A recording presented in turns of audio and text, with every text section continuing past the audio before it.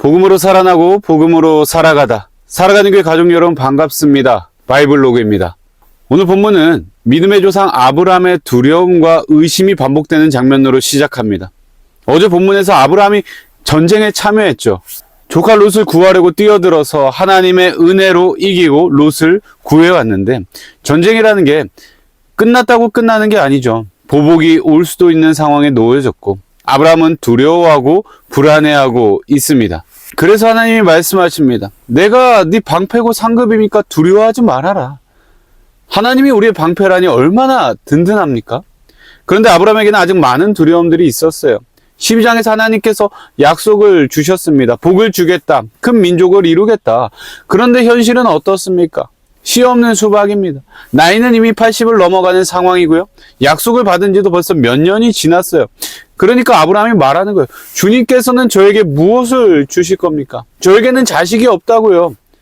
하나님이 너의 방패다, 너의 상급이다 하셨는데 그걸 아직 온전히 못 믿는 거예요. 방패라 하셔도 불안하고 상급이라 하셔도 늙어가는 상황에 자녀가 없으니까요. 그런데 하나님은 그런 아브라함을 야단치지 않으시고요. 약속을 다시 꺼내서 기억하게 하십니다. 너의 몸에서 태어날 아들이 바로 네 상속자다. 그리고 밖으로 데리고 나가서 별을 만드신 하나님께서 별을 가리키며 보게 하세요. 너 별 셀 수 있냐? 못 세지? 네 자손이 이것처럼 많아질 거야. 그리고 6절, 아브라함이 주를 믿으니 주님께서는 아브라함의 그런 믿음을 의로 여기셨다고 합니다. 굉장히 놀랍습니다. 절대 아브라함이 완벽해서 의롭다 여기신 게 아니에요. 그는 연약한 믿음을 가지고 있었어요. 방금 전까지도 흔들렸고요. 이후에도 그런 모습을 계속 보입니다. 그러나 하나님은요, 연약한 믿음이라도 하나님께 기대어 서는 믿음을 귀하게 받으시는 분입니다. 8절을 보면 아브라함이 또 물어봐요. 우리가 그 땅을 차지하게 될 것을 제가 어떻게 알 수 있냐는 거예요. 믿으면서도 또 흔들리는 것이죠. 믿음의 조상이라고 해서 강철 멘탈이 아니었습니다. 그도 그럴 것이, 우리는 성경의 내용을 아니까 대수롭지 않게 생각하지만 아브라함은 많은 나이 때문에 답답할 수밖에 없어요. 그리고 앞으로도 100세 아들 낳으니까 20여 년이나 더 기다려야 하는 그런 상황이었습니다.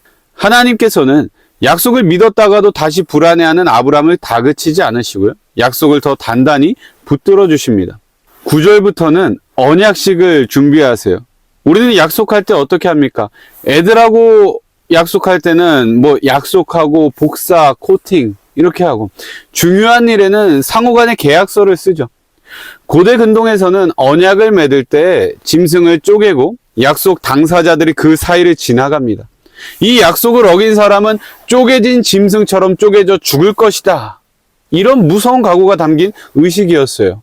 그런데 오늘 17절을 보면요, 특이하게도 언약 당사자인 아브라함이 그 사이로 걸어 들어가지 않고요, 연기가 나는 화덕과 타오르는 횃불이 갑자기 나타나서 그 쪼갠 희생제물 사이로 지나갑니다.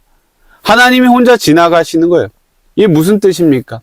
이 언약의 책임을 하나님이 홀로 지시겠다는 거죠.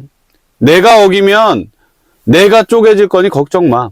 네가 불순종하더라도 내가 그 값을 감당할 거니까 걱정 마. 하나님 너무 멋있지 않습니까? 너의 어떠함에 상관없이 이 약속을 내가 캐리하겠다고 은혜로 못 박아버리는 장면입니다. 약속의 성취가 아브라함의 성실함에 달린 게 아니라 하나님의 신실함에 달려있다는 선언이었습니다. 18절 이후에는요, 땅의 경계와 함께 여러 족속들이 언급되죠. 가나안 땅의 여러 족속들입니다.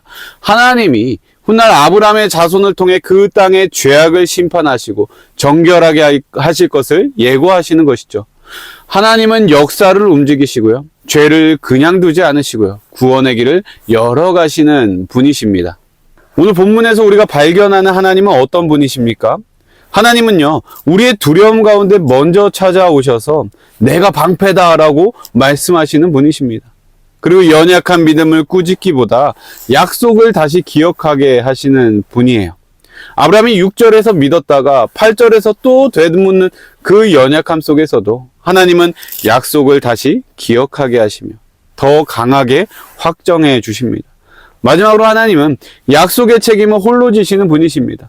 언약식에서 하나님이 홀로 지나가셨다는 건 이 약속을 이루는 근거가 아브라함의 어떠한 능력이나 성실함이 아닌 하나님임을 선언하는 것이었습니다. 그렇기에 하나님의 약속은 오로지 은혜입니다. 오늘의 한 문장입니다. 하나님의 약속은 내 믿음의 크기가 아니라 하나님의 은혜로 이루어집니다. 살아가는 교회 가족 여러분, 오늘 우리는 아브라함을 보면서 오히려 위로를 받습니다. 믿음의 조상도 이렇게 흔들립니다. 조급해하고요, 반복해서 묻습니다. 약속이 지연되는 시간이 인간적으로 얼마나 힘들었겠습니까? 그런데 하나님은 그 아브라함을 버리지 않으셨고요. 그의 믿음을 의로 여기셨습니다. 그리고 그 기다림 속에서도 결국 하나님의 정확하신 때에 약속은 이루어졌죠. 아브라함이 조급했을 뿐 하나님은 결코 늦지 않으셨습니다. 우리의 방패이며 큰 상급이신 하나님을 마음을 다해 신뢰합시다. 그리고 이 언약의 장면은요, 결국 복음으로 이어집니다. 예수 그리스도께서 우리를 위해 찢기시고 쪼개지셨습니다. 우리 쪽에서 언약을 깨뜨린 결과를 예수님이 홀로 몸으로 받으셨죠.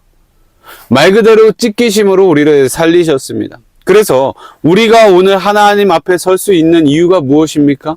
내 믿음이 완벽해서? 아니죠. 하나님이 약속을 은혜로 끝까지 붙드셨기 때문입니다.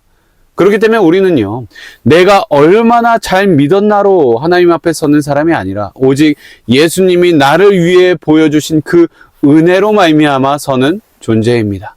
혹시 조급함 가운데, 두려움 가운데 주저앉아 계시지 않습니까? 오늘 말씀을 기억하면서 우리 함께 고백합시다. 주님, 내가 흔들려도 주님의 약속은 흔들리지 않습니다. 여러분, 느리게 가도 괜찮습니다. 분명 하나님의 때가 있습니다. 우리가 조급할 뿐 하나님은 결코 늦지 않으십니다. 살아가는 교회 가족 여러분, 오늘도 복음으로 살아갑시다.